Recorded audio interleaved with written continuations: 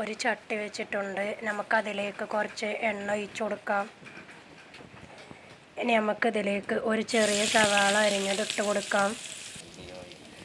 ഇതിലേക്ക് ഇഞ്ചി വെളുത്തുള്ളി ചതച്ചത് ഇട്ട് കൊടുക്കാം. ഇതിലേക്ക് 2 പച്ചമുളക് ചെറുതായിട്ട് കട്ട് ചെയ്തതും ഇട്ട് കൊടുത്തിട്ടുണ്ട്. ഇതിലേക്ക് കുറച്ച് കറിവേപ്പില ഇട്ട് കൊടുക്കുന്നുണ്ട്. ഇനി ഇതിലേക്ക് പൊടികൾ ചേർത്ത് കൊടുക്കുകയാണ്. ഒരു 1/4 ടീസ്പൂൺ മഞ്ഞൾപ്പൊടി, ഒരു ടീസ്പൂൺ മല്ലിപ്പൊടി, എരിവിന് ആവശ്യമായിട്ടുള്ള മുളക് പൊടി.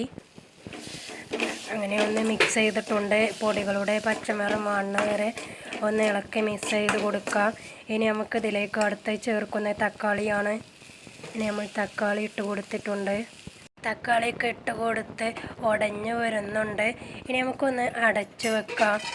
അടച്ച് വെച്ചൊന്ന് വേവിച്ചെടുക്കാം. തക്കാളിക്കൊന്ന് ഉടഞ്ഞ് കിട്ടട്ടെ. ഒരു മിക്സിൻ്റെ ജാറെടുത്ത് അതിലേക്ക് 2 പിടി തേങ്ങ ഇട്ട് കൊടുത്തിട്ടുണ്ട്. ഇനി നമുക്ക് ആവശ്യത്തിന് വെള്ളവും ഒഴിച്ച് ഇതൊന്ന് അരച്ചെടുക്കാം. അങ്ങനെ തക്കാളിയൊക്കെ ഉടഞ്ഞ് വന്നിട്ടുണ്ട്. ഇനി നമുക്കിതിലേക്ക് തേങ്ങ അരച്ചത് പാർന്ന് കൊടുക്കാം. അങ്ങനെ കറിയൊക്കെ തിളച്ച് വന്നിട്ടുണ്ട്. ഇനി നമുക്ക് ആവശ്യത്തിന് ഉപ്പിട്ട് കൊടുക്കാം. ഉപ്പ് ഇട്ട് കൊടുത്തിട്ട് ഒന്ന് ഇളക്കി യോജിപ്പിക്കാം. അതിനുശേഷം 2 പിഴിഞ്ഞ മുട്ട ഇട്ട് കൊടുക്കാം. അങ്ങനെ കറി റെഡി ആയിട്ടുണ്ട് കേട്ടോ. നമുക്ക് തീ ഓഫ് ചെയ്യാം.